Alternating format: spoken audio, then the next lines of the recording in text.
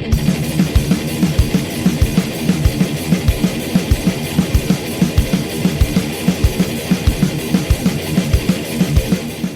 love when things fucking change and you didn't do anything and they just change because they feel like it. Hi, everybody.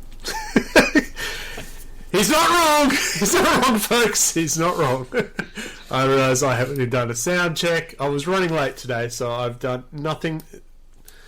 There you go. But welcome, folks. Welcome to Wobbly Player Syndrome, a podcast about Warhammer 40k plus other bits. Otherwise, we wouldn't have the other Mark here. And we are here going to talk about stuff. It's exciting. I was going to say something. It was going to be... Oh, it's episode 75. That's what I was going to say. And it's called I Am the Law. So you're going to have fun. Oh, no. And apparently Discord has added a new soundboard. So this is going to be interesting. But who have we got here to make it interesting? Well, we've got these three anyway. We have Michael. Hey. We have Safe for Work Mark. Hey, everybody. Not Safe for Mark is back. Yeah, this time for a little bit. And of course I'm here as well. Greg, you can call me Al. Welcome everyone. How you going? No, we're not singing along because we don't want to get that. I didn't vocalise. It was all sub-vocalisations. Trying very hard. No not strikes. to. No strikes. It's alright, we were all bopping away before. It was beautiful. Yeah. So everyone's good? Yeah. Yeah, not too bad. Alright, but that's work. Trying to Yeah. catch up on painting. Wow, we can talk about that in hobby progress and talk about all the 40k you've painted. So much 40k you've painted. Today's episode, this month's episode, is looking at the lore of the game. Oh, excuse me, of 40k that we all know and love. Put up with. We're not going to go into details about the lore. We're going to talk about the impact of the lore in the game and what it means to us. How it personally pierces our heart, makes us cry at night when they change things, like making them gold instead of silver. If I thought it was the price that made us cry. Podcast. But before we get to the meat of the podcast, we will get through our regular stuff, which will probably be short because we don't have any battle reports to this month. Oh, yeah. Yeah, nothing. We had the Underworlds ones, but it's not really hard to do a battle report from those fellas. We tried, it just kind of didn't happen. Yeah. Stupid Mother people knows getting always sick. narrow. Yeah, getting These that. things do happen. It does. I don't like it. I feel like I'm really loud, and you guys are not. So I'll be mucking around with the sound, which would be really great when you listen to the recording. Listen to the recording.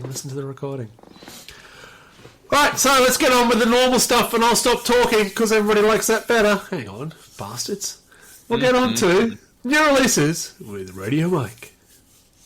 Yeah, so, there's been, a lot more than I thought since the last one. There was a whole lot of made-to-order. I think they've just gone up, with a made-to-order for 40k terrain, actually, which I'm kind of tempted by, because you can get the Void Shield generator, which is cool and only occasionally seems to bloody show up. Also the Subcloister, the Storage Fane, the Plasmic Regulators, and the Conservators, and all that shit. The Battlezone Mechanicus, Furnace, and the Incinerator, and the Stacks, and the Hemotrope Reactors. But that's kind of cool if you want to pick up some, old, out-of-production terrain, which I've been known to do. Pick up the ones I'm missing, that kind of stuff. And before that, the Chaos Marines came out. Oh, so yes. we had, Codex Chaos Marines. They're still on pre-order at the time of this recording. It's a 2-week pre-order. Oh, yes, you're right. So yeah, they came up for pre-order last week, yeah? Yeah, and sold out Yeah. within minutes. As you do, perish the thought that you produce enough of something for people to actually buy it. But you got to keep the scammers busy somehow. That's true. It is one thing I do like about the fucking made-to-order. You can just buy it. Unless, of course, the website shits a fucking brick, doesn't actually process your order, and doesn't fucking tell you until after the made-to-order ends. And no, I'm not bitter about those Bretonians I missed. Thank you, Games Workshop. You hide that well. Michael's had an experience. never ever would have thought you were bitter at all. Not No. remotely bitter. No. Back away. That's just the coffee speaking. So there was the battle force, veterans of the Long War, the Dread Talons battle force, the combat patrol, cultist firebrand, the data sheets, and the dice, as you do. Oh, I think yeah. So that firebrand guy, the cultist with the flamethrower, you can buy on his own for the same price as buying the unit. That guy? nice. Yeah, probably. Yeah. On his own, or buy the unit for the same price. Yeah, that's fucking nuts. I mean, it's like when they release things that were in like the board games and stuff. Like, Yeah.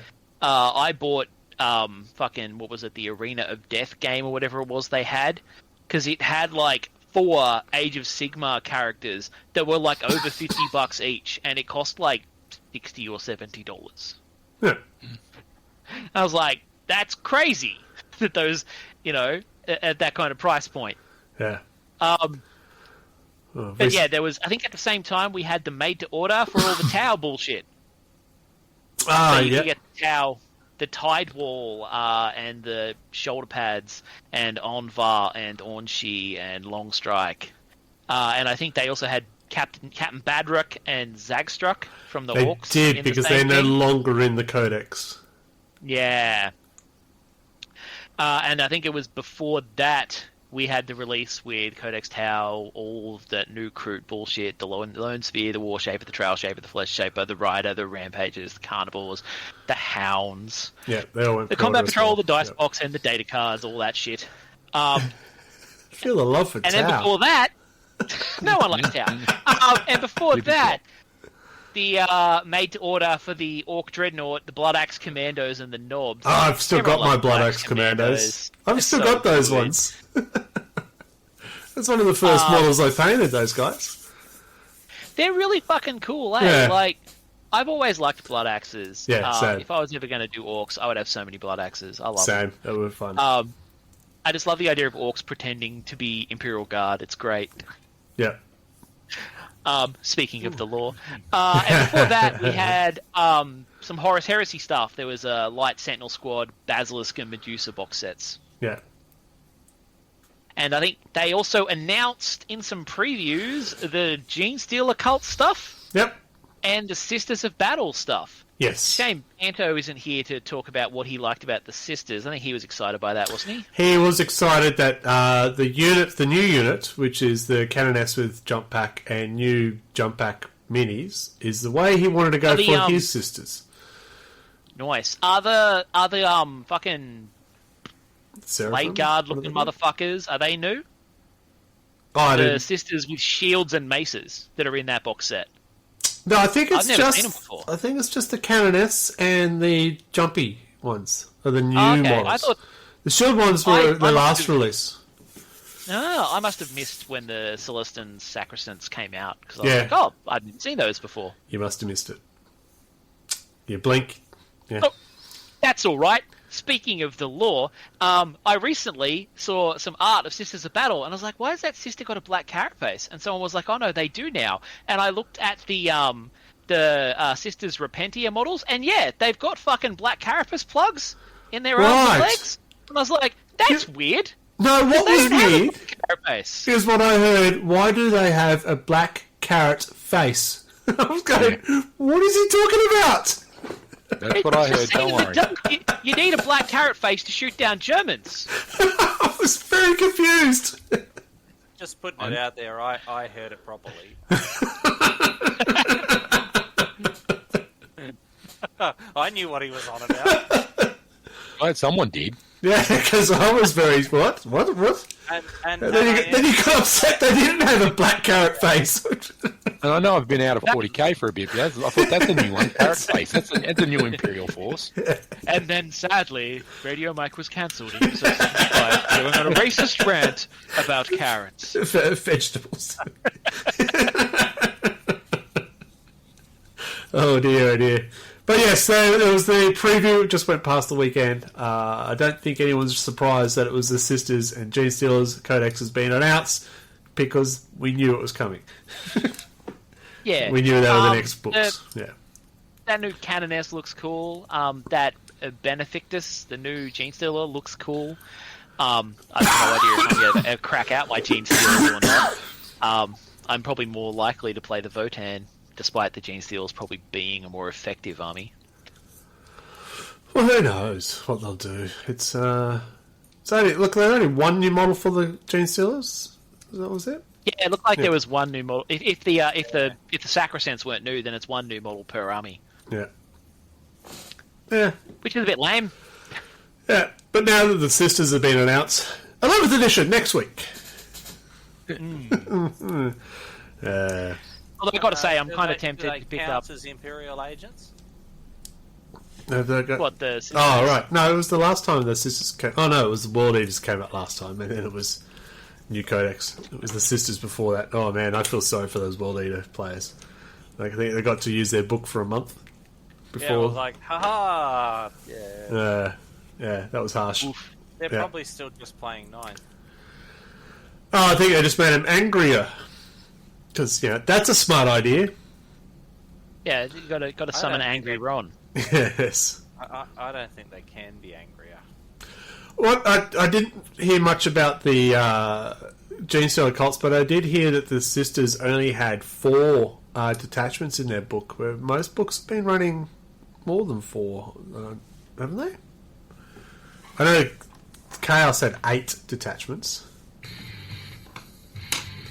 I mean, they don't. Thank you very much for the resub. I don't know why that's gone through normal speakers and not through my headphones. I saw this thing come up in front of me and went, I think I can hear something in the background. But yeah, we don't want any technical... Otherwise it's just not fun. Alright, so yeah, exciting news for Sisters and Gene Stealer cults. You can't hear me anymore? What? I didn't change anything.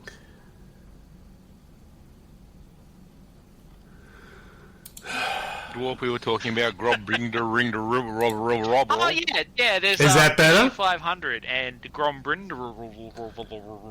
Yeah. Can you not hear me? That model looks really cool, eh? Yeah, I'm looking at it, and they've showed an awesome lot. Fuck, I teach English, you can guess that. And they've chucked an awful lot of detail on what I'm expecting is not to be a huge model, and it looks pretty sick. It's just nice. Yeah. It is a whole lot cool. We can see all that, man. Yeah, I know. Yeah. I'm trying to It's a figure out whole how lot not to... cooler Hold on one, than folks. The previous one, where it was just, this is the Slayer model.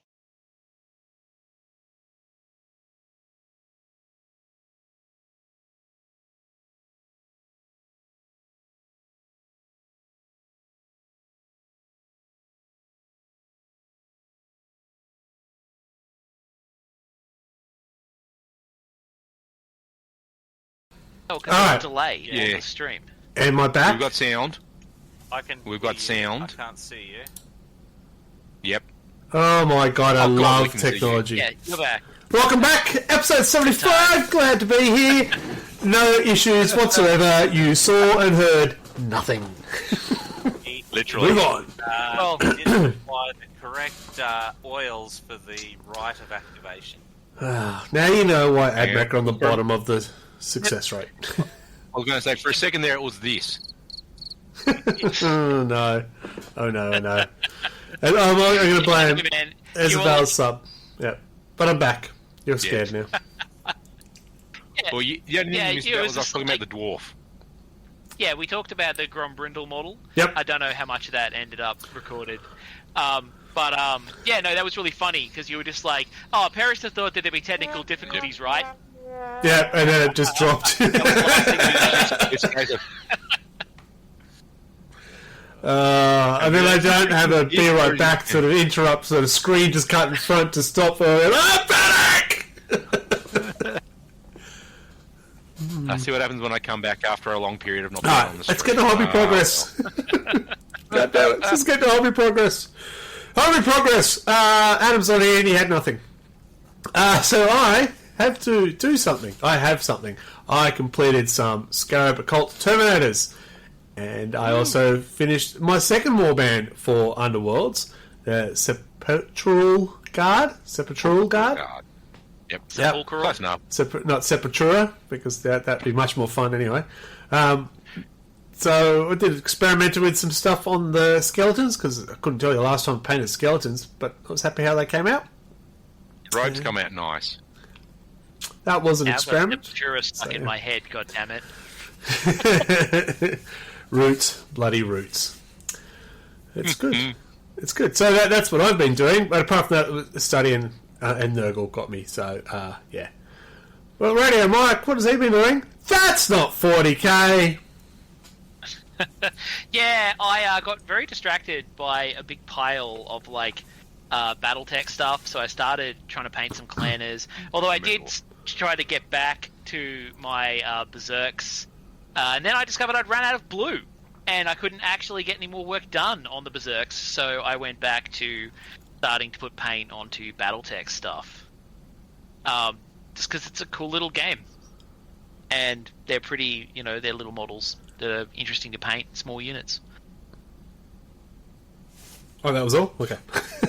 Yeah, I mean, that's kind of it. There's like... When I did first... a little bit of work on the Berserks and a little bit of work on a bunch of Battletech stuff, and that's kind of it. When I first saw your Volturn with his big axe and stuff, I just sort of caught my eye. I thought he had a rainbow axe. I went, oh, that's cool. Yeah, right. Oh, no, that's just my eyes playing up on me. Anto's not here, but he did a thing too. He painted a immolator, and look at that picture work. No, there it is. It worked. He did the immolator. Thinking of Spisters, but he's not here. So we'll move on to... Hey, that's not 40k. Not safe for work. Mark's got stuff. Yeah, well, as we've probably spoken about, I can't remember, fucked if I know. Taking a step away from 40k, really getting into Underworld. So, just working my way through the 27 warbands that I now have. We have our little steampunk dwarfs, Thunderic Profiteers, a whole bunch of high elves, Heidi Tooty things. They were fucking useless in a battle, let me tell you. But having fun playing around with dry brushing and contrast paints for bases, I'm kind of getting the hang of it. Some of them I'm happy with, some of them ship me off. Hey, look at that, Rat Boys. I love Skaven. I think Skaven are cool. Yep. Yeah, it's a warband I would like to get myself. Yeah, so they are hard to get, that warband.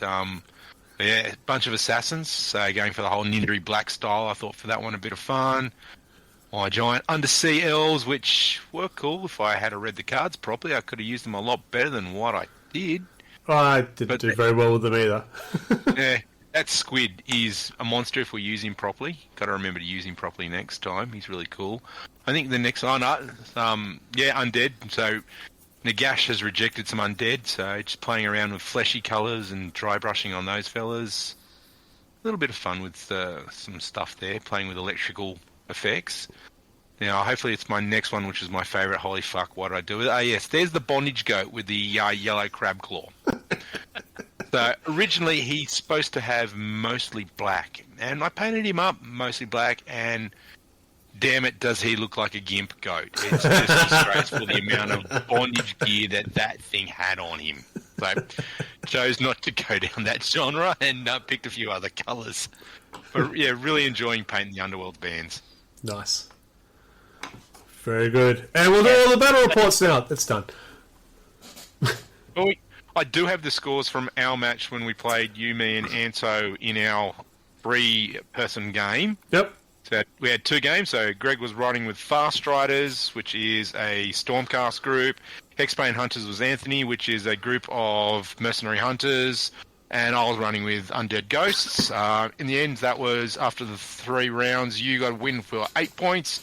Anto 6, me on 5. Yeah. Second game was Anto had a go at his version of the Fast Riders, the Stormcasts. I picked some other Stormcasts, and you borrowed those guys with the giant squid. Anto got the points on that one with 9. I got 6, and you got 3. So, yeah, not too bad. Kind of tight scores, but could be worse. I played a game the other night. It was 24-12 to my 5. So, Jesus. yeah. How Yeah, did I you know, score this that much? he came one short of getting the maximum. So it was pretty impressive. He played his cards well. Wow. I'm happy. My first game I got to win. So, yeah. Yeah, and you played them well. And they look good. And I Thanks. played an intro game of BattleTech. Well, there you go.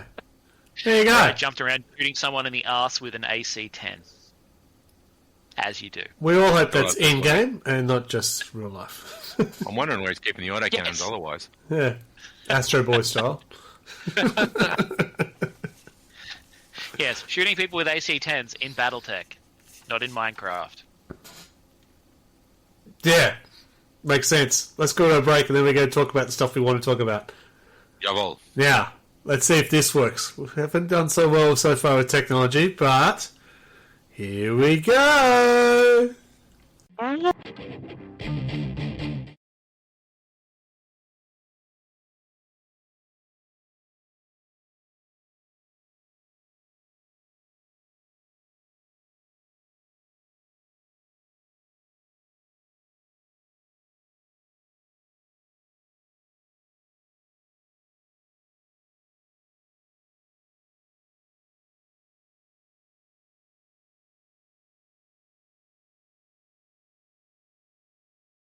The use contrast is on these guys. Welcome back. So yeah, I know the feeling.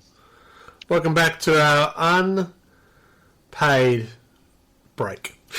Trying to think of the real word. Yeah, but that will do. Unpaid break. As a thank you. That's the word. Thank you. Words are fun. So let's talk about what we were here to talk about. That's right. Daisies. The law! I am the law! So, there's been a lot of things happening in the world of Warhammer 40k regarding the law. New units come out, which suddenly, that's always been there. The Canoness with a jetpack. That's always been there, right? Doesn't matter. I don't know where I'm going. I just thought, well, how much does the law actually impact the game itself? I know there's some people who are very passionate about the law. For myself, I've always been the gamer first, then the painter, and the law's quite low down in priority for me. I have got more into it. I am learning. I've got to say thank you to all the viewers on Hobby Night who are educating me. So hopefully they're telling me the truth. Otherwise I'm going to look like a dick. It's going to be great. But that's for me where the law is in a very quick shell. So we'll break it down into three parts. Personally, what does the law mean to you in the game and stuff like that? And then we'll talk about gameplay effect, and then we'll talk about where it is at the moment. So we do have one person who's been around since the Day of Dawn. Day of Dawn? Yeah, that'll do. Dawn of time. Yeah, we're going for Day of Dawn, because Dawn of War. See how I worked that up? Nice one. Michael, you like the law. I do like the law. I like it a lot. I've pretty much always been more into kind of the vibes of an army and the lore of the army than the actual effectiveness. I mean, fuck, I've been a Dark Angel player for 30 years and we've sucked for about 98% of the time. So, I'd want to be really into the lore for that. Yeah, but you also, you know what's going on with the rest of the world of 40k as well. Well, you fooled me anyway. Yeah, I mean, I've always been the kind of person who reads all of the codexes and reads all of the background lore, and I listen to audiobooks of the frickin' Dawn of Fire series in the car. Like, I just absorb a lot of shit. See, he said Dawn. I was right. Yeah, I was actually thinking when you said that, that's funny because that's the series I'm listening to right now. But yeah, like it always kind of influences me more than anything else, like the lore of the army. I'm terrible for sitting down when I do pick up a new army and being like, oh, which faction do I want to be though in that army? Like, there's these guys, but they're really into that, and I don't want to paint them in that Plague Company because I don't like the vibes of that Plague Company because their lore is shit. They've got really cool rules, but I don't want to do that. Yeah, so it does play a part with your hobby sort of side of things as well. So it comes into it there. Yeah. Yeah. So it's not just And live everything it's like, what color do I want to paint? As well has been a recent one. I was like, when I was looking at the Votan, I was like, I don't want to do another green or red or silver army. That's why my Votan are blue. Yep. Just made up a new bloody faction of Votan for them. That works. There's nothing wrong with that. Isn't that right, Marks? No, it's perfectly fine. That's one of the best things about the law has been that they always give you an out to do what you want rather than just, being a Codex adherent. So when I was playing 40k, playing with the Necrons, the idea, the background story of the law, the very basis overarching arc of the Necrons is what got me to pick them. That whole interesting story of they were there, they fought the old gods, they did this. That part of the law, yeah, absolutely loved it. But once it got into the finite details of these ones are here and that, this must be that colour and they hate those ones, I didn't give a shit about that. It was the overarching story that I really loved. Yeah, that's fair. It plays a part in how you choose your army. The reason I picked Salamanders is because I like the forging part of that faction, where they forge their weapons, and so it gave me a dwarf sort of feel, because I always played dwarves, blacksmiths, and stuff like that in RPGs and stuff like that. They just sort of flowed on, and the fact I wasn't ever going to play blue Space Marines at the time, and yeah, but I've read the book since, only recently, and I love more of it, of the history behind it. But originally it was, I like that they're just dwarves in power armor. That was before Votan turned up. Okay. Yeah, like when I read the Codex Angels of Death, I was like, oh man, going to be fucking Dark Angels. They're so cool. Like, because they had like the whole Dark Secret thing, and they had like this monastic roby vibe. And before that, I'd been painting the few models I picked up as Blood Angels. And I picked up the book because it was the Blood Angel book, and when I read the Dark Angel bit, I was like, okay, I'm changing now. Typical chaos player. Sorry, I had something to go there, but go on, move on. Oh my god, I'm on fire. Right. Actually, sorry. Speaking of lore and dwarves, that's why they're blue, my Votan, because I've painted them and based their lore on Karaz Akarak from Warhammer, the Dwarven faction. Yeah. That's why they're the Everpeak Miners Union, because they're from Everpeak, Karaz Akarak. Never picked up on that. There you go. Yeah.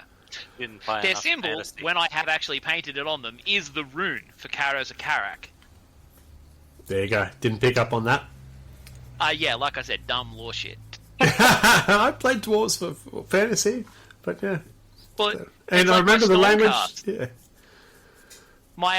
My Stormcast are actually painted in the colours of the old Empire Reiksguard, because I decided that all of my Stormcast are the souls of the dead Reiksguard from the world that was, that followed Sigmar to the Age of Sigmar and got reborn as a special group of Stormcast.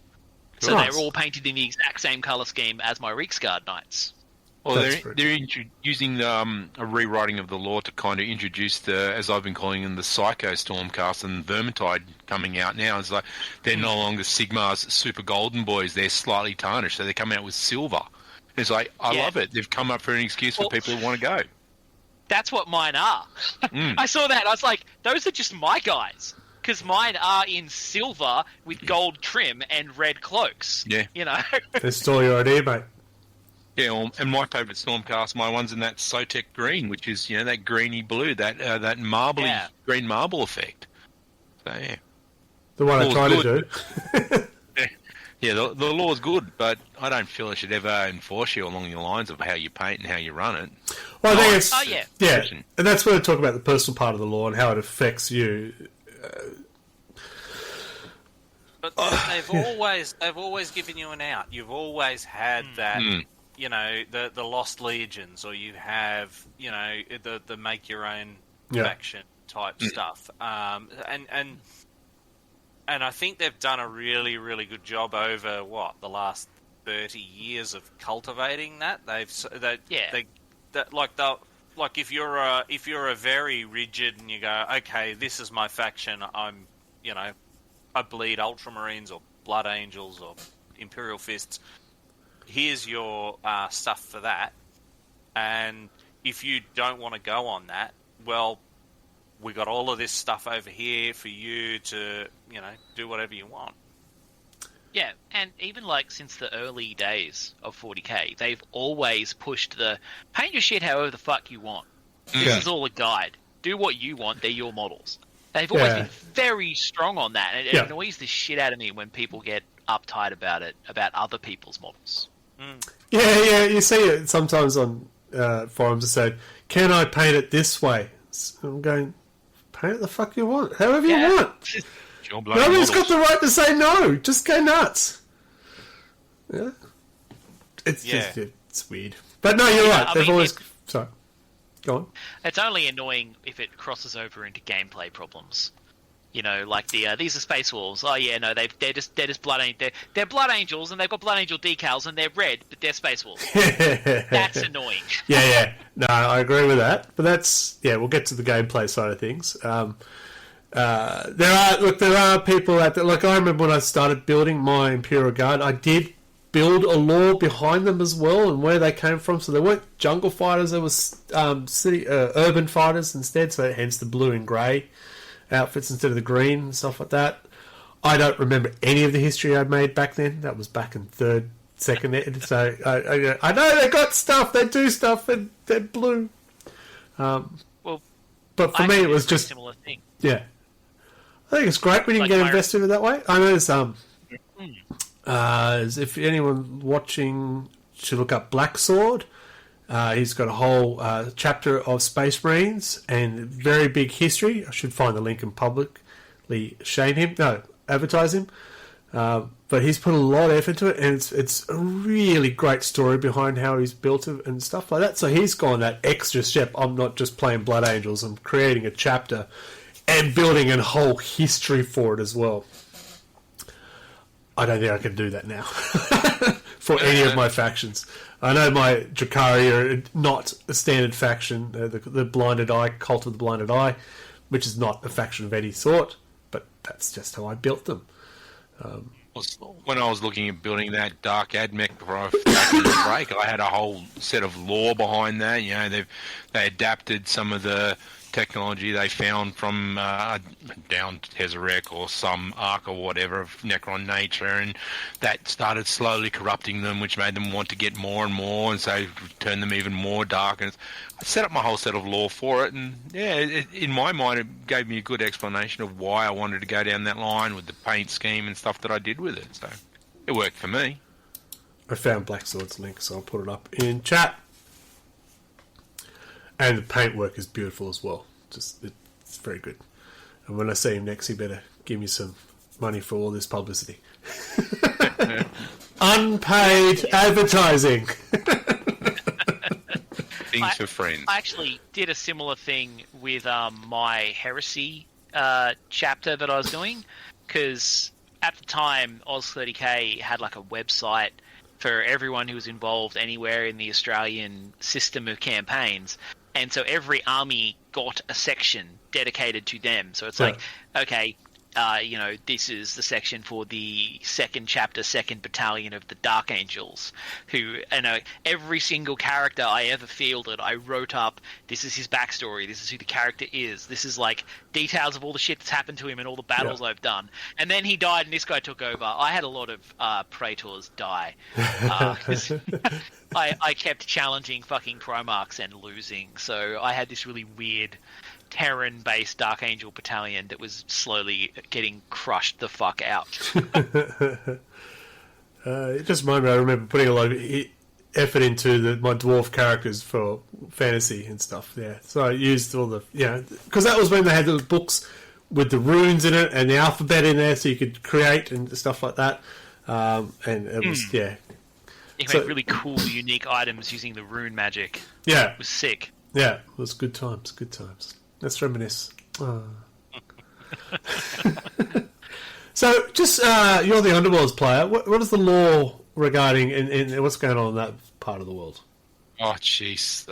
So there's basically, I don't know how much anyone knows about Underworlds, but it originally started, it's like the Shadespire, which was the first season, was kind of a large city, kind of large area that was blocked off by Nagash from anyone and chucked into a space. So once you stepped into it, it's like a one-way door, and you got trapped in there. And there was a whole bunch of stories which were connected to the first 3 or 4 extra war bands and next 2 or 3 seasons that came out, and they were really quite connected. It's how people trying to escape from Shadespire have suddenly gone deep around this way, or they've moved onto this one and they're trying to find it, and to the point where the latest warband, Zondaria, which is to do with a necromantic witch and her lycanthrope lover and her undead little troop, are digging around so she can find magical items in an attempt to turn him back to his human form, and it's all connected to the release of the new that's maps. Not Twilight, is it? I think the story's better than Twilight ever hoped to be. But there's a little bit of lore that's associated with each of the war bands, and it just ties in ever so beautifully with the overarching story for each season, and each season proceeds nicely from the one before it. So it's there, but it doesn't force you to use it. It's just that little bit of an extra dig. You can say they've got nothing to do with each other if you wanted to. It's just a little bit of extra flavour. Fair enough. Like there's one called the Loon Court where one of the Gobbos. One of the little gobbos has drug fucked the rest of them on mushrooms, so they think they're all nobles or noble knights of a court trained around to solve these marvellous quests. They're all drug fucked beyond belief, and it's just a stupid little concept that works so wondrously. Oh, yeah. Go on. I was just going to say, you could use that so nicely to do your painting, your setup for it if you wanted to, the style that you play with it if you wanted to. It's not going to be an issue. It's just fun. That illustrates one of the big strengths of lore, though, is that you will, when you've got compelling lore, it drags you into the setting more, and it gets you into the spirit of things a heck of a lot more. Whereas, like I dabbled in Infinity, and being the lore guy that I am, and I read all the books like Mike does, and I read it, and it was like reading a Wikipedia page on like the economic output of Slovakia and stuff like that. You know what I mean? Like it was, it was like, I can read a heavy read, but this was a heavy. That's what I like about the novels that are associated with Underworlds. They are well written, beautiful stories that actually got me interested in it. Even well after I'd been playing the game. It's like, yep, cool, I like it. That just adds extra detail. Love it. And I want more. The other group of guys that I play with, I was talking with one of them there, and we were saying how much we really would like there to at least be one series of short stories for each of the seasons. Just, a little bit of talk about the war bands that are in there, how they've gotten stuck, what their goal is, that type of thing. It just would be a little bit of fun. Yeah. You reminded me 2 things. One of the reasons I played the Orcs as my first faction ever was their lore and how nuts they were and how they read their books was just crazy. The infighting, because at that time you had this clan was the Blood Axe Commandos and this one was the Blood Moon Knobs, but if you have them next to each other, they'll all go, what are you looking at? And it'll just be a bit of infighting. I love that. Good old animosity. Yeah, and that's what I loved about it, and that's how I got into the Orcs side of things. And then the other story was a really good story, and we'll save it for later because I don't remember. Oh man, syndrome. Oh my god, I blame Mark on that one. Yeah, Mark. Yeah, take that. Yeah. Pick your act up. I just really like how there's like a full spectrum of like how seriously you can take the lore, and how it can influence, how you collect your army. Like, you might go, oh, well, I guess I should pick up that unit because the company that I'm building is supposed to have this many of that unit, so I'll pick up that unit. Yeah, so that's leading in towards the gameplay side of things. We can start going down there because, depending on what you do, will influence how you can influence.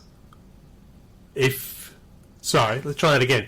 If you're not a competitive tournament player, you can be influenced by lore. Look, I play salamanders. Guess what I have a lot of? Flamers and melters. Yeah. Why? Because that's a salamander thing. Are they always effective on the battlefield? No. Flamers aren't that great against heavily armoured stuff. But am I going to change? No, because it'd be unsalamander of me.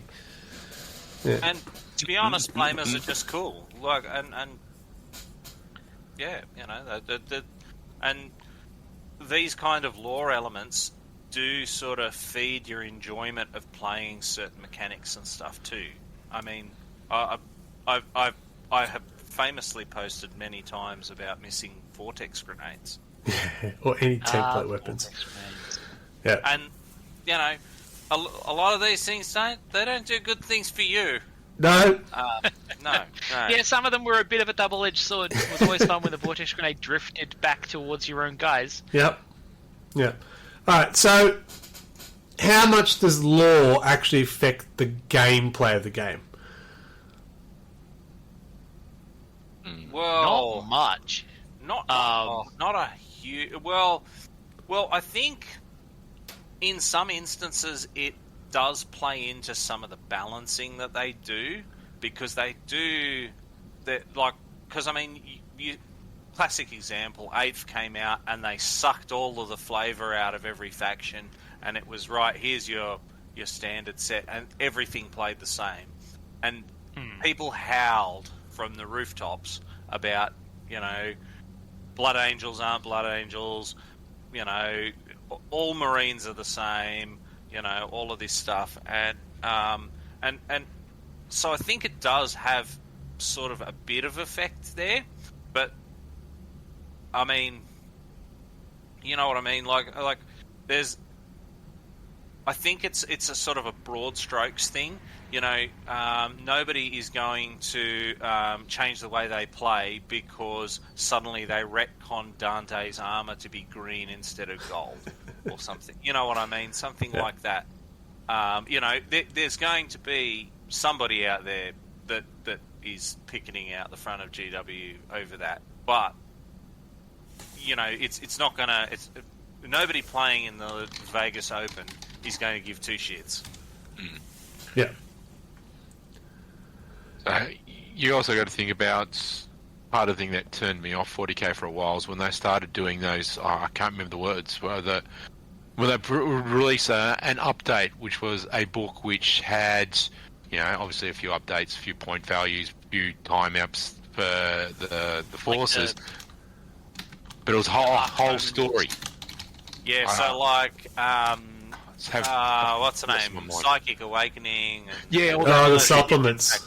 Yeah, that's the word. So, in my opinion, and I will happily be correct on it, that to me they were trying to try and use the lore to drive the future direction, not use the lore of the past to try and draw people in. They were trying to, this is what we want you all to do.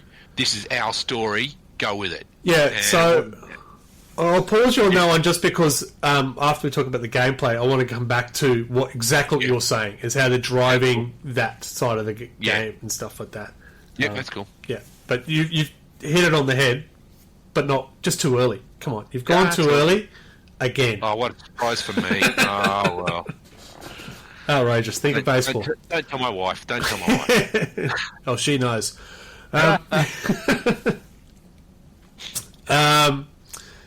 Yeah, sorry, someone's talking about Judge Dredd in the chat because I worked out we're talking about I Am the Law and you've got the jumper on. A rabbit hole, yes. So Joker's just come on. I just want to point out because I know he's been building a Heresy Dark Angels, but trying to fill out an entire, I don't know what they're called, Legion. I mean, you can't really do a whole Legion, but you can make a battalion. That'll do, battalion, yeah. They do actually have like detailed Force Org structures in a bunch of the Heresy books, so you can get really fucking into building exactly the way the command structure is written in the books. Yeah. Yeah.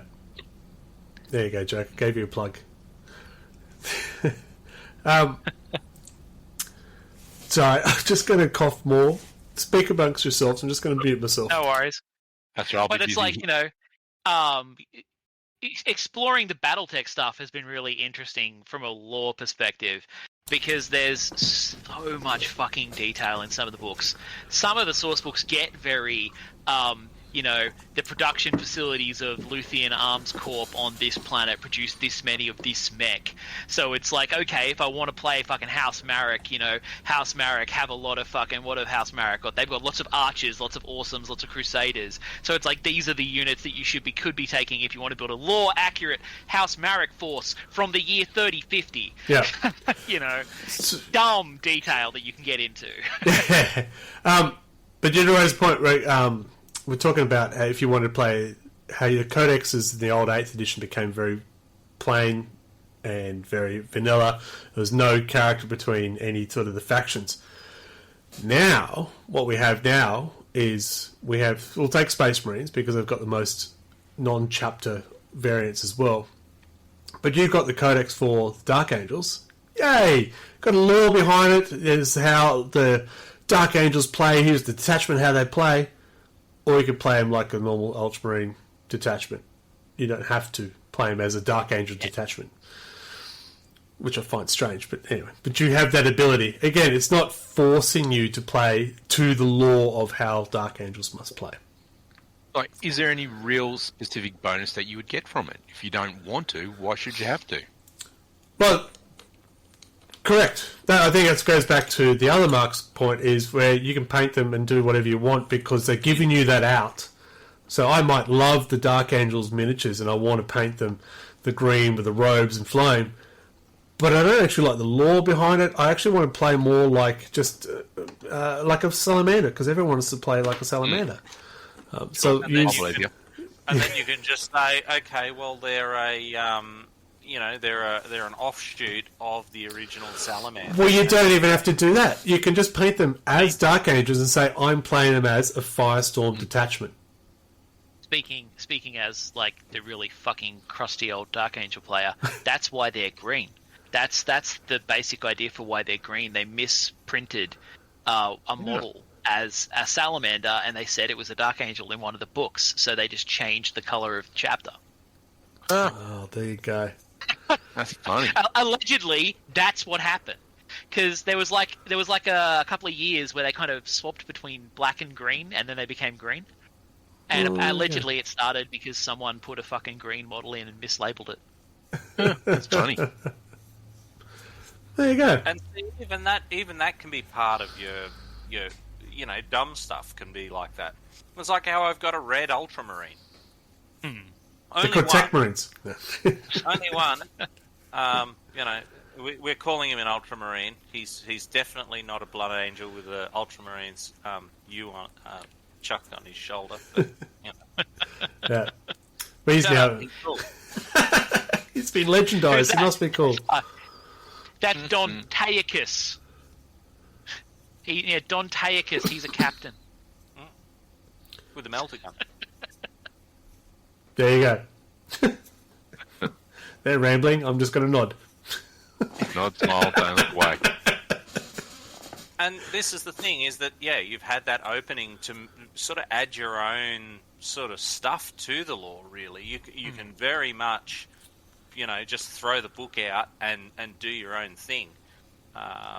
You sort of have that spectrum where you can get right down into the nitty-gritty details or just disregard it entirely. And it's really kind of crazy how that's kind of happened. I'm not sure they entirely intended for it to be as good as it's kind of gotten. With freedom of choice. The way to play sort of style. Well, yeah. As I said, I mean, they've always cultivated you to use your imagination and everything like that. And it's always been written to give you just enough to get the wheels in your brain turning. Because, I mean, how many times have you sat down and you've read a piece of lore and Twice. It's given you just that little taste, and then your brain works on it and fills in all the gaps. Yeah. And that is a really important thing. You know, and it's a really knife edge kind of thing to try and write to, I think. Yeah. I kind of feel like it's almost the other way. It's become more restrictive than Games Workshop felt it was going to. Why is that? Because in the early days, they were very, very do your own fucking thing. Yeah. You know, you look at like when you go back to like the Space Crusade era and stuff like that. They're like, here's the thing about Blood Angel captains, and like one of the models is painted fucking white because the guy wanted to paint his captains white, and people just made up their own lore about it in the community and decided that was canon. And you see people now arguing about, oh, well, Deathwing must be these colors and captains must be these colors because of this. And I'm like, yeah, but someone just made that up on the spot in like 1992. You know, that was never intended to be this restrictive canon that thou shalt do. It's all made up. Sorry. All of it was made up. All of it's made up. Why? And this is where It's some not of that historical. lore moving on, starting in 8th edition, and probably even to the tail end of 7th, was starting to put those chains onto things. Yeah. Because you had them going, okay, well, all right, Bobby G is back, and these other Primarchs are back now, and now we've got to kind of steer the lore through things. Yeah. Whereas previously, a lot of it was just left to us to fill in. Yeah. I just want to go back to a comment in the chat. Dead again as just mentioning that if you were playing Dark Angels but decided to take the Firestorm detachment, yes, you would miss out on using certain strats that would be suited for Dark Angels. So you would have a penalty in that way. So, Mark, you also asked, what does that do to them? They wouldn't get Dark Angel specific stratagems available to them because they're not playing the Dark Angels detachment. Yeah, but it doesn't stop them from playing any other detachment. Yeah. Which I think one of the issues they also had with their tournaments was people would be bringing red Blood Angels and saying, I'm playing Space Wolves. It was very frustrating to play against a Chaos army that were Space Wolf Terminators. It was a Space Wolf Wolfwing army that were all Chaos models. Nice. And they said, this is my Chaos Marine army. And it's like, that's clearly you're using them as Space Wolves, though. Yeah, if I draw my Dracarian and say, these are Chaos Knights, I reckon there might be issues. Yeah, I mean, at least they were Terminators being used as Terminators, but it was frustrating because you kept seeing the models and going, that's that. Yeah. And then it was different. So now with the new way they do the detachments, I can take a Space Wolf army and say, they're Space Wolves, but I'm playing them as a Firestorm detachment. Yeah, which is not the Space Wolf detachment. I can't take my Salamanders and say I'm running them as a Dark Angel detachment because we're Imperial, not Chaos. But I mean, some of that does feed into that issue that we've always had of the cheap, dodgy substitutions. Yeah. Not all of them are cheap. Just confusing. But they're all dodgy. I didn't say that. I said they're not cheap all the time. Yeah. All right, so let me go to when you're building a list for your game, what drives you? Is it the lore? Is it the fluff? Or is it the... Now, for people who are watching and listening, we are not active tournament players. We play for the fun. So do we build lists for fluff, for lore, or win at all costs? I don't think anyone's in our group who plays win at all costs. I'm looking at you, Dead, again. What's the drive for you in regards to lore? How does that affect you building your army? Oh, for me, it was what did I like the look of in the model that might have been remotely competitive.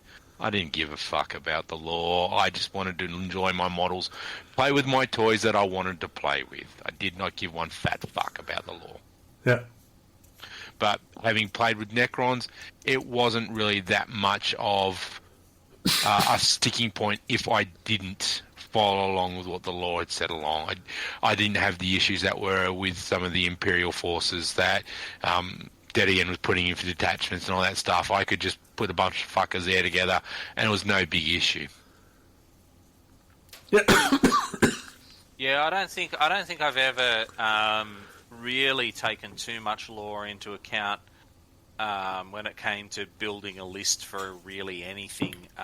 It was always like, what do I have? What would be cool and fun to play on any given day?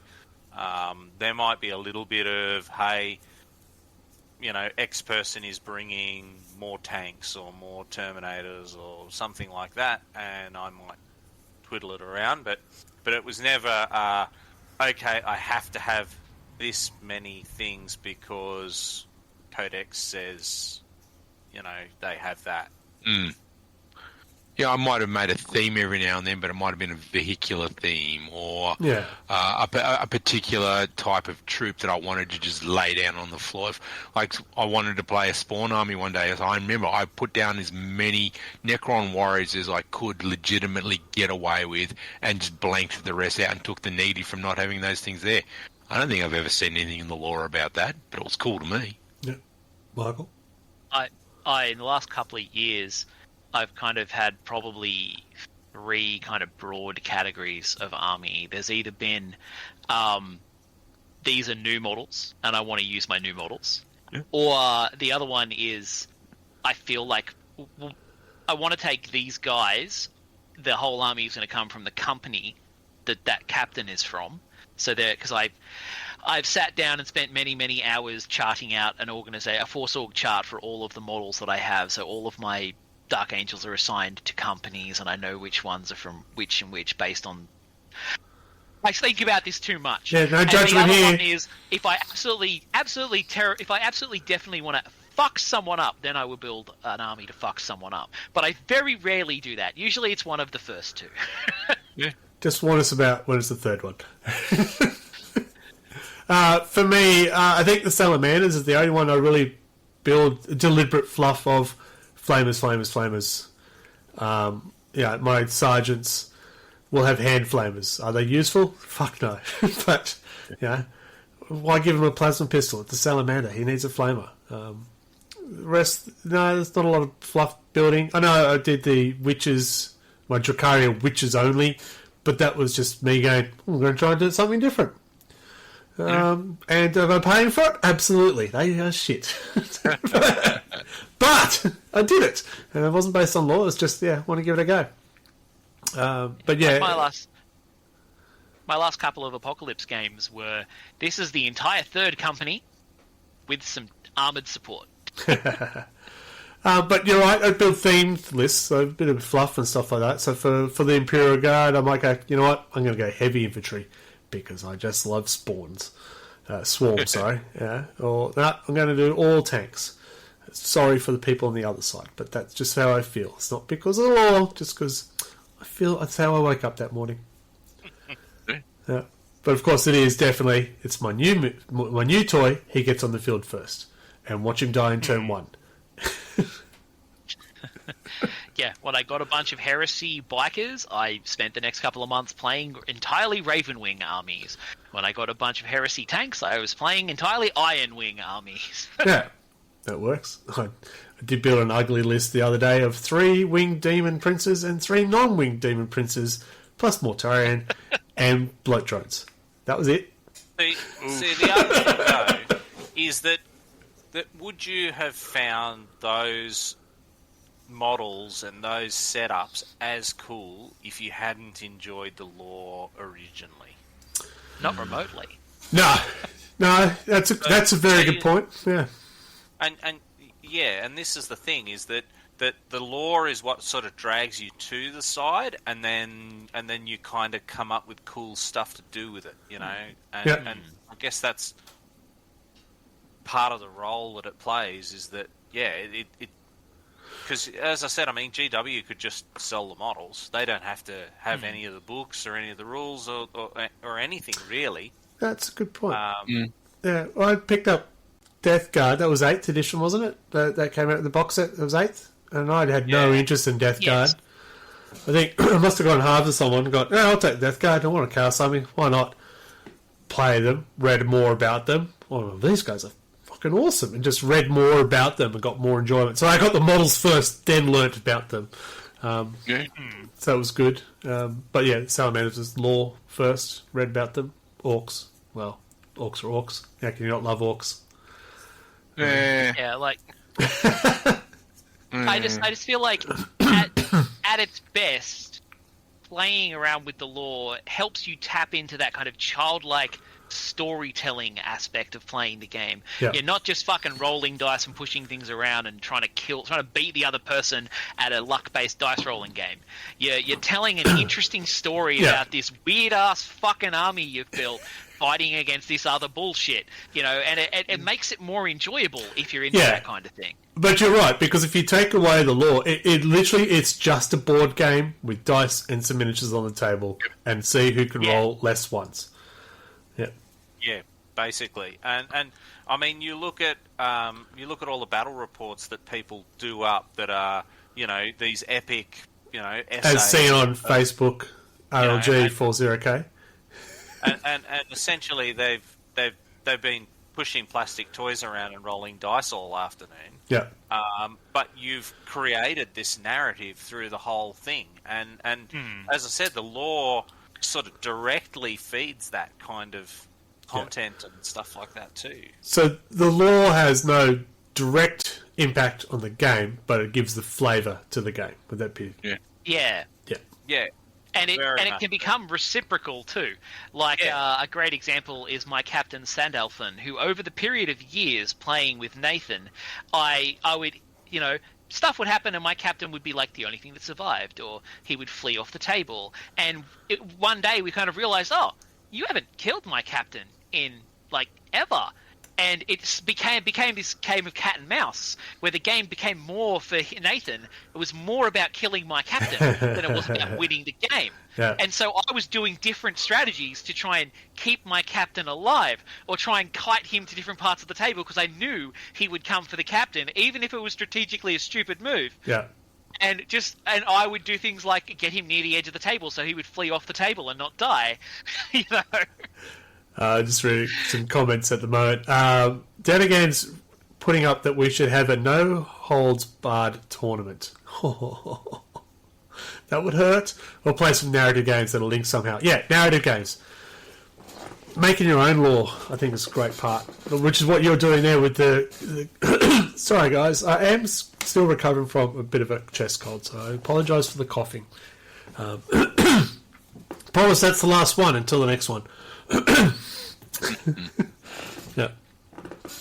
So go on, because I've lost my train of thought. My cough jiggles my brain clearly, and just as I said, you'll have that kind of thing. You've got I've got Red Guy as my Red Ultramarine, and he has had his adventures throughout various games and things like that of being shot at by an entire Imperial Guard army and tap dancing through the mortars, and then I've got my Cthulhu Gene Stealer. His head is green and with the yellow eye and the tentacles and stuff. And he has had many valiant last stands.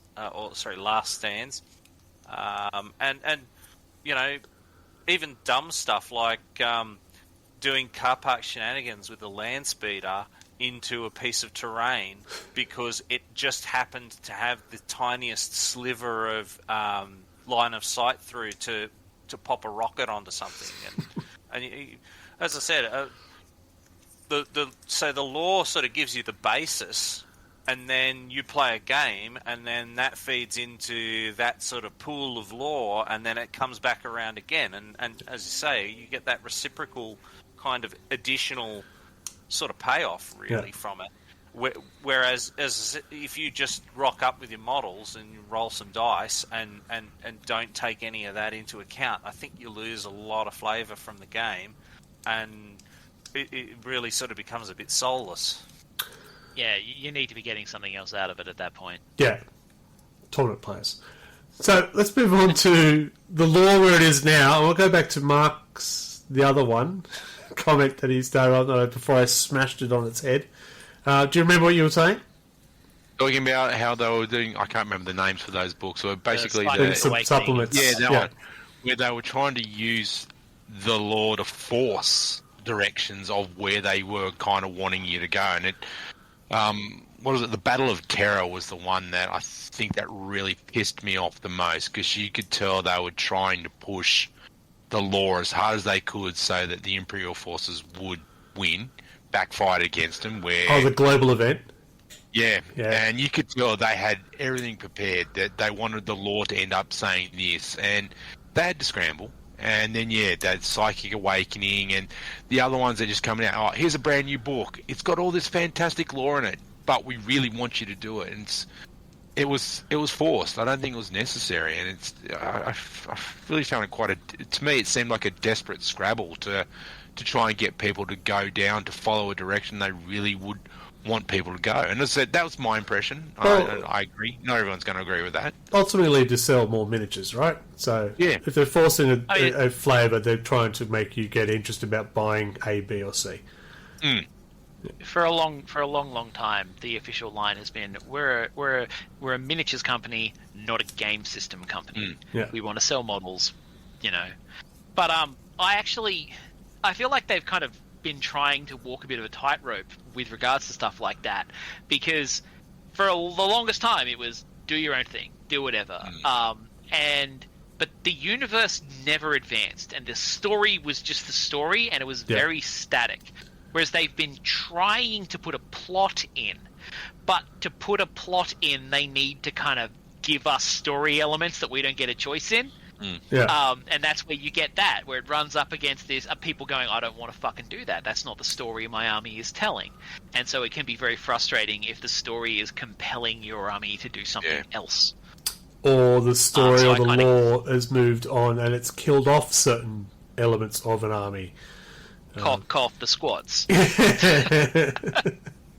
If you look at AOS with Gavin, I can't remember the name now, long day. 4th edition coming out on that is, yes, there's this whole new lore coming out with, in order to fight the Skaven that are that's coming what I was in, thinking they too. have, Yeah. Sorry. they have to release the Psychos.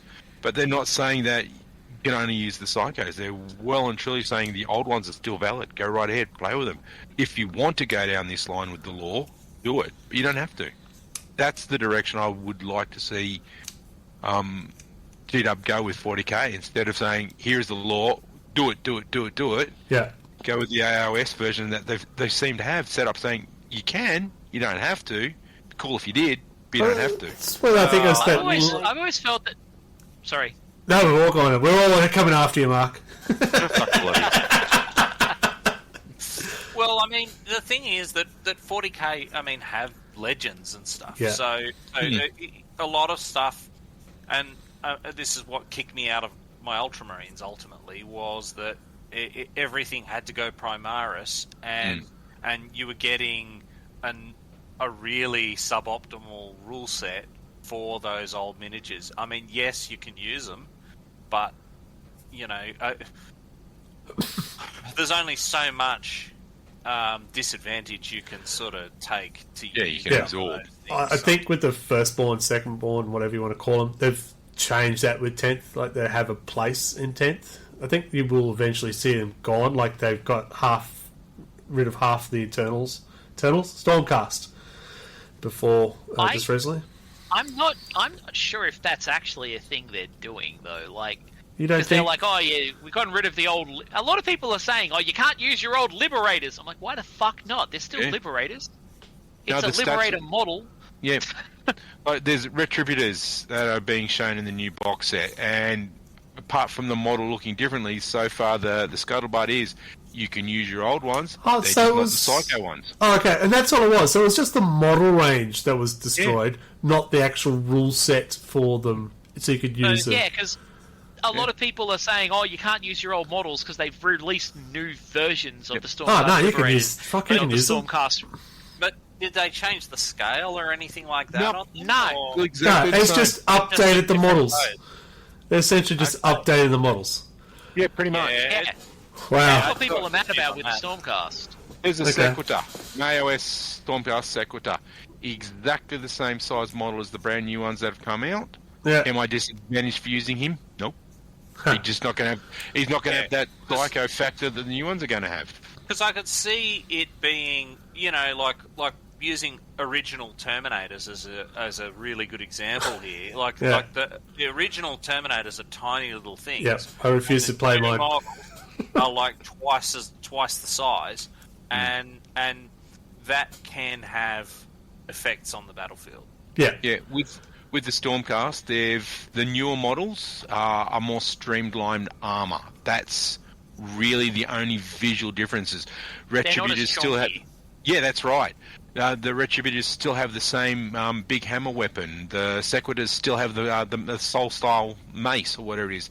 Okay. Prosecutors still have their big fiery wings and lightning spears. They're still the same. They look slightly different, and that's just to go with the story. If you don't want to use them, fuck it, don't use them. And even with the Legends stuff, when huge quantities of Firstborn went to Legends not long ago, there was an article on the Warhammer community that was like, here is the Primaris stuff that you can proxy these as. True. Yeah. If you got bikes, count them as Outriders. You Correct. got this, count it as this. Yeah. And there was this whole article like saying this is what you can use everything as. And as what Mark was saying about the scale, though, which is fine for casual games, but there might be questions if you went to a tournament just based on scale side of things. Was it a big difference? Yeah. Between the the Primaris and the other ones? Yeah, it is. Yeah. Yeah. Yeah, I mean, they're noticeably different. Yeah. It's not like my 1992 Deathwing Terminators compared to the new Deathwing Terminators kind of scale difference. I won't put my Terminators on the table because I feel too embarrassed putting these little midget guys that are smaller than the Primaris Marines. Oh no! So they don't get a run. In the new Dark Angel Codex, right? It doesn't discriminate between Terminator classes. Like, the rules are written such that you can still use the old Inner Circle Knights and stuff like that. Yeah. It's clearly designed for you to keep using the old models. No one fucking would, because the new ones look amazing. Yes. But, But in the meantime, before you bought them, you could still play. Yeah. If I wanted to show up and use a big swinging deck of, like, fucking 90 old-style bloody Deathwing Terminators, I could. It'd make a lot of friends.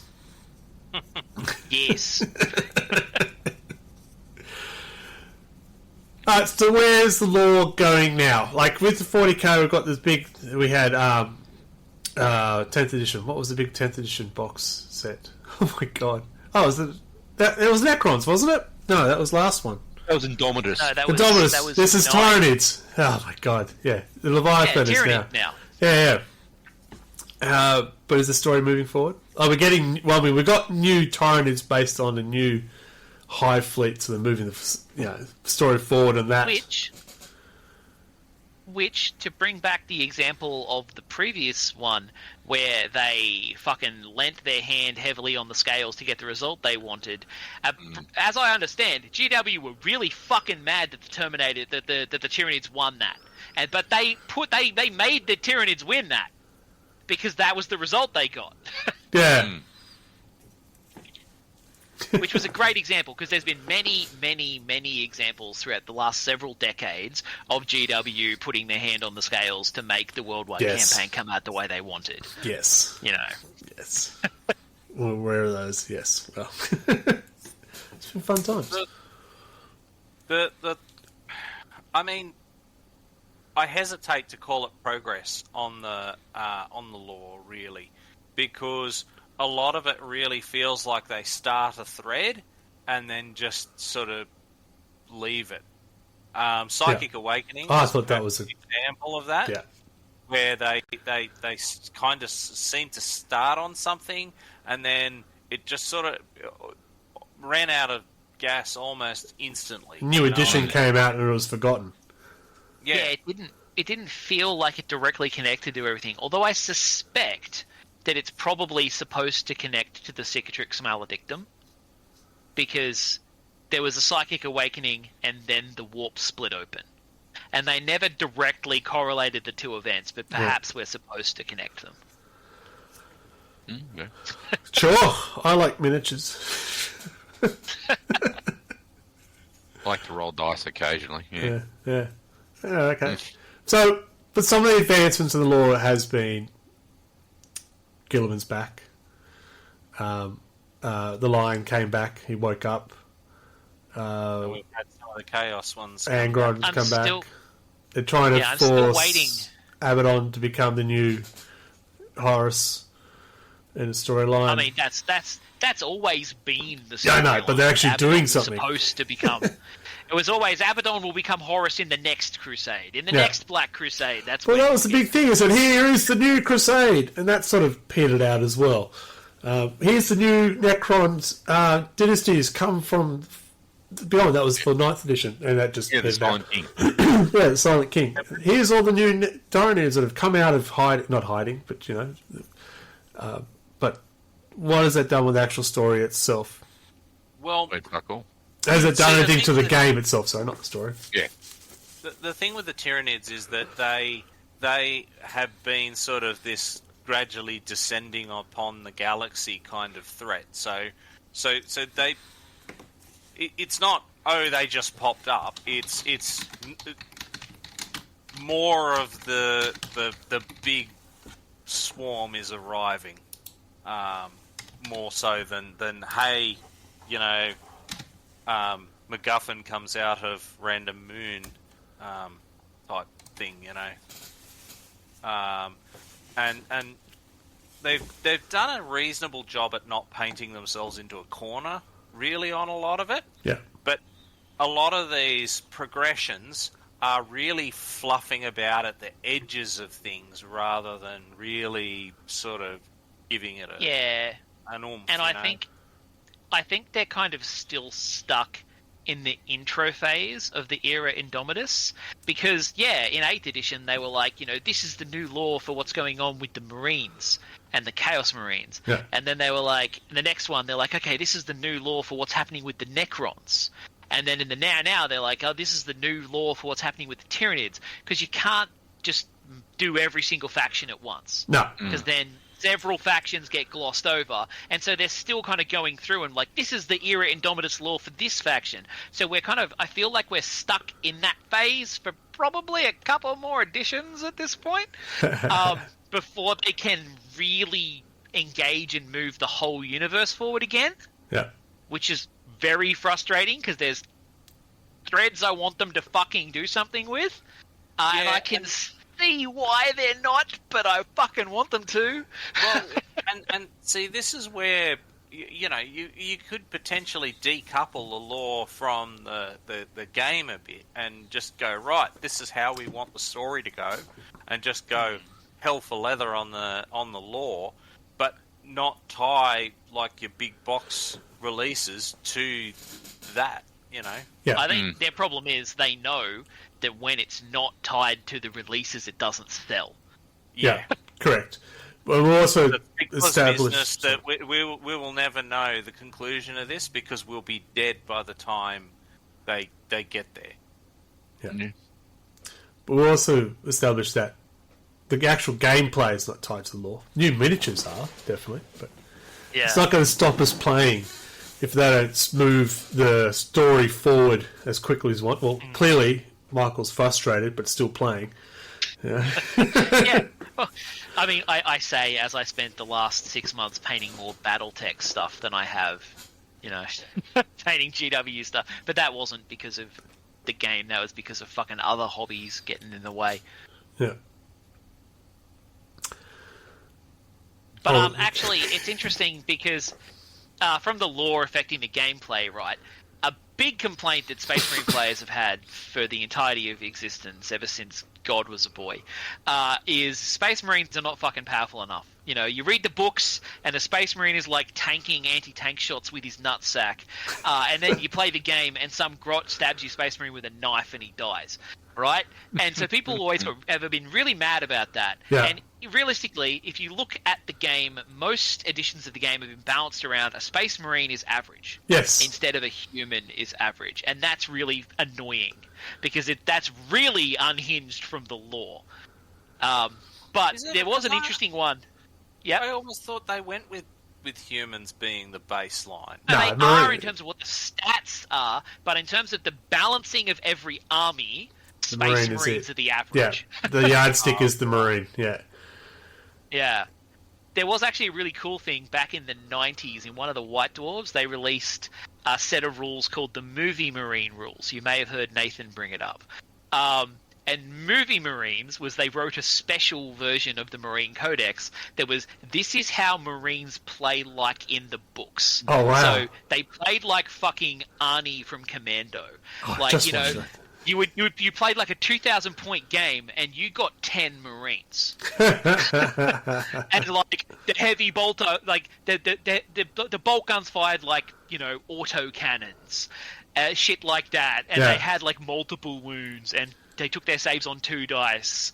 Like it was very silly and hilarious. Everything exploded, whether it was touched or if it was a tree or whatever. It still exploded. Yeah. Nice. So that was really funny. For this is what it would be like if the Marines in the game played like they do in the lore. Yeah. Yeah, I was just thinking, dedicated custodians. If you only get 10 Marines for 2,000 points, you get 1 custody. Yeah. Yeah. Or just his bike. It's parked on the side. And he just does that like the finger flick thing that Just flicks people. fills the army. So you mentioned the books. Where do the books fit in the lore and stuff like that? Current books. I mean, we've got the Heresy books. That's lore that's already been established. We know how it ends. Sorry, spoiler alert. We've got other Siege of Terror, which is, again, it's a historical story. Remember, it's all made up anyway. Are there any books at the moment that's pushing the story forward?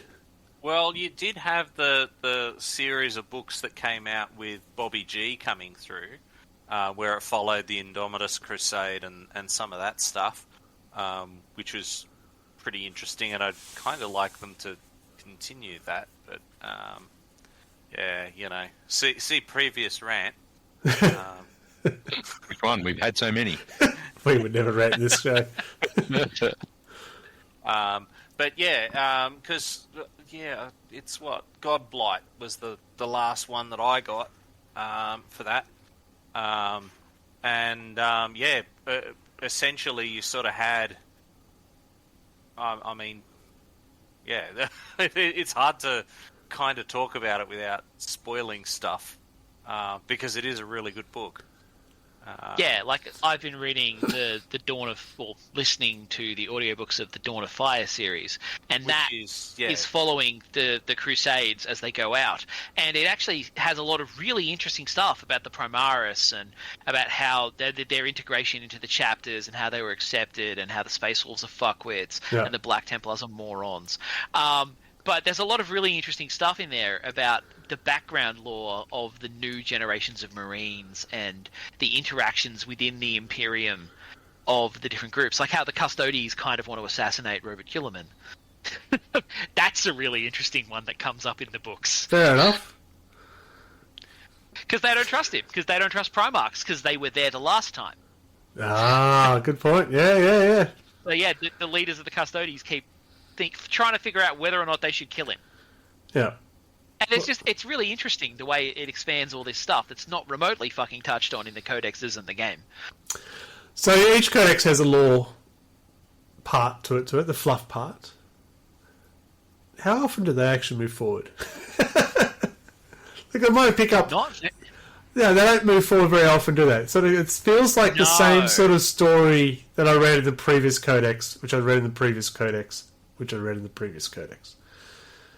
Yeah, the Dark Angel one was especially weird because they clearly left in old lore that the codex itself contradicted. Like, you know, the codex still says Deathwing are Terminated. Like in the little lore section, it talks about how they field the entire Deathwing as a Terminator formation. And then in that codex, the rules say Blade Guard and Stern Guard are members of the Deathwing. So it's like literally the codex itself contradicts its own lore on the tabletop, which I thought was pretty funny. Yeah, because it just felt like they hadn't. It felt like they hadn't proofread it properly. Yeah, I know. Especially when they bring out the new rule books and stuff like that. They say, look at how many half the book is without fluff. I'm going. I don't care. But that's a me thing. Just want to point that out. That's a me thing. All I want is the rules to know how to play. Yeah. Yeah. I really enjoy when they do have new fluff in them. Like, there was some really cool fluff involving the Lion in the new Dark Angel Codex. Yeah. But yeah, some of it's really fucking slow. Like, I think after 8th edition, when the Primaris came out, it took until like halfway through 9th edition, was it this like the second Space Marine Codex, where they actually changed the Codex Astartes Force Organization chart to tell you where Primaris fit in that. Yeah. They didn't actually change that when Primaris were introduced. Yeah. Yeah, They did it like an edition later. You can't yeah, rush these a things. lot of the time, all they did was they have that timeline at the start of the codex, and they just added a few paragraphs on the end of each one. Yeah. And Yeah. and yet you wound up with diagrams and stuff from 2 or 3 editions ago. Good. I haven't missed out anything there. Good. I'm thinking, no, not missing too much then. No. That means I am up to date with the law. Yeah, because I read a book It's- 14 years ago. It is very confusing though, because when they do add new stuff in there, it's Yeah. often a paragraph in the middle of these 8 pages of the same stuff, but there's a paragraph in the middle that's new. Fair enough. That's where I found that in the middle of the fucking. This is all the same stuff about the Force Org charts, and then in the middle, it's like, And you'll you know, be battle line is- skimming it because you've read it 50 times, because we all read the codexes, and then you'll be like, hang on a sec, back up a bit. Oh yeah, okay. wait a minute. It's like, oh, they changed the law to say, this is the type of, tactical squads, this unit counts as a tactical squad for the Force Org, and this unit counts as an assault squad for the Force Org. And Gilliman changed it so that the Force Org chart allows for them to double the size of a normal battle company if in special circumstances they choose to, because of Primaris reinforcements. So, like, there's weird little throwaway lines that massively change things. Fair enough. And AOS. I know we're a 40k podcast, but we do have an AOS person here. They're about to blow up the world for 4th edition. They've also already blown up the world to make AOS. Twice. Yeah. So how... That's got to have some lore impact on the game. I won't comment too deeply because obviously I haven't seen the new law coming out. From what I know it's the biggest impact on the law is now the Rat God is a recognised... Sorry, the Horned Rat is now a recognised God of Chaos. Yeah. About Which time. is I gonna thought have... he was in 1st edition. No, has always been just hanging out to the side with the other one saying, no, you're not cool enough to join us. He's No. now been granted enough power through whatever means to do it, which is then what's given them the ability to get through the walls and attack some more of Sigmar's Nice. the special cities. I don't know how I feel about that, to be honest, because, I mean, that kind of thing has implications for Gork and Mork. And Yeah, they're left outside now. you can't mess with the orcs. I was going to say they're orcs. They make up their own rules as they go along. They've made their own club. AOS, Yeah. AOS does have its own weird lore for Gork and Mork. Like Yes. the fact that Gork and Mork are a single god called Gorka Morka who split in half to fight himself. Yes. That's how much they love fighting. That's perfectly orky. That makes perfect sense. Yeah. Animosity So- between himself. And who used to be allied to Sigmar Yeah. for funsies. That's right. Yep. Because punching chaos fun. Yeah. Punching And cows. some... Hey, And so- you go where the best fights are. Yeah. Yeah, that's right. And so it was that promotion of the Horned Rat, which is the reason why Sigmar's had to release the Psycho cast. Yeah, okay. So yes, it does have massive ramifications on the lore, but whether it's going to force the lore to be the playable version of the game, I don't think it will. Yeah. It's still got the ability to play those old Sequitors, Liberators, Recrutors, all of them. Dust off your But- Skaven. Yeah. Yeah. But having said that, I haven't read it all deeply yet because I haven't got my hands on it. So I'll just have to hold that in reservation and just hope that they will continue to do it differently with AOS than they have done with 40k and not use it as the driving factor. I can hope. But it's definitely driving affected by more Stormcast and more Skaven. That Yeah, Skaven Lord, oh my god, that made me go, oh, maybe I need a Skaven army. I'm Again. going to say this: just the sheer fact that Skaven have been updated, people are salivating at the God. fact that there's brand new rat plastic. So yeah, Yeah, I've still got the old clan rats, the very Yeah. mono pose. The single Yeah. pose. Yeah. And you had Mind you- 10,000 of them. yeah. Looking at some of those psycho cast, I'm thinking, oh, maybe I might be persuaded to go down that with my ghosties because some of them look friggin' amazing. Alright, we have been yammering on for a while. We should probably wrap it up. The law? Who's the law? I am the law. There we go. But we keep our How do helmet we on. Yeah. Oh, they need a sequel for that movie. One day. One day. Yeah. Anyway, the law. Does it affect the gameplay itself? Only if you really want to. If you want to use it as a fluff to build your army.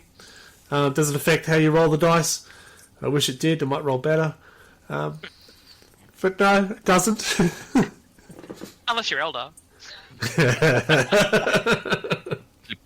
Clippy cloppies. I Don't don't forget think them. Eldar aren't even that good in the book. Come on. They're better on the table than they are in the books. Eldar get punked a lot in the books. I know. So this is there to make up for it. Anyway, talk amongst yourselves.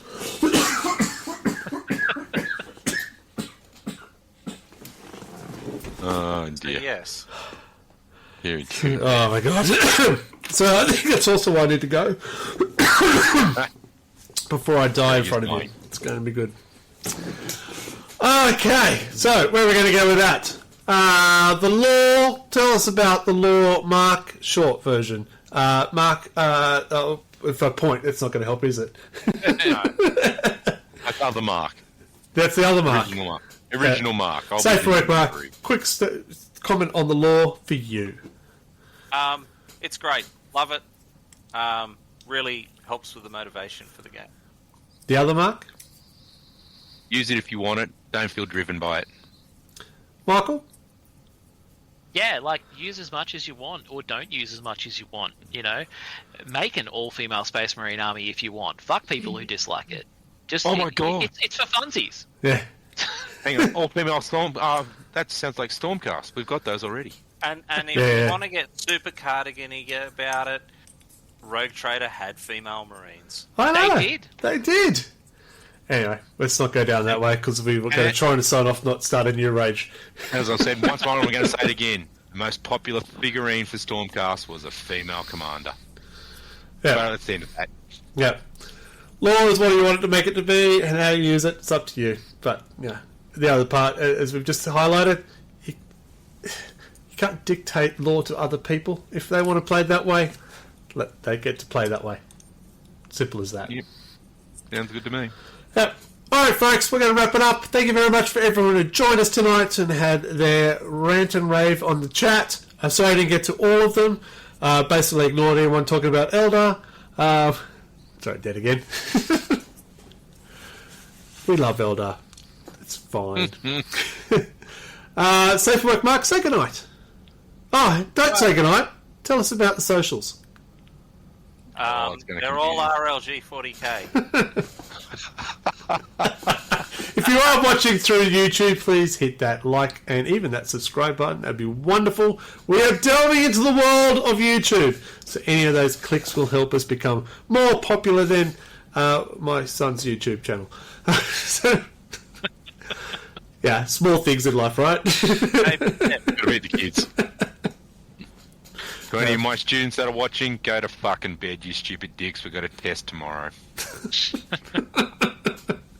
That's one way to sign off. I will just sign off by I hopefully won't be coughing on your ear next month. But, yeah, no promises. Until then, so social media, Instagram, you've got one of those. It's not safe work. Yeah, it is monolithic stuff. I probably should get around to updating with some photos that are probably better quality than what I put up for the stream today.